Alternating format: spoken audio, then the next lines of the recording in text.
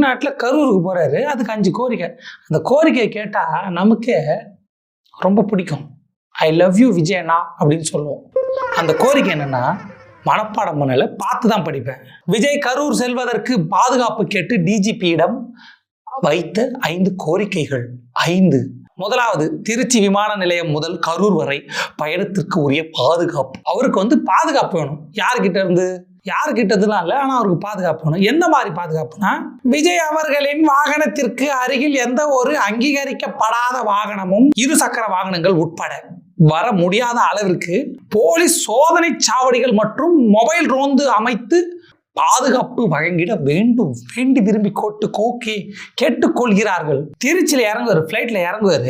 இறங்கின உடனே அவர் போற இடத்துலலாம் அப்படி லெஃப்ட் ரைட் எல்லா இடத்துலையும் சோதனை சாவடி. யாரும் வரக்கூடாது, பொதுமக்கள் ரசிகர்கள் யாரும் வரக்கூடாது. அப்படி லெஃப்ட் எடுத்தா அங்கே ஒரு சோதனை, ரைட் எடுத்தா சோதனை. அது மட்டும் இல்லை, அவர் கரூர் ஸ்பாட்டுக்கு போற வரைக்கும் மொபைல்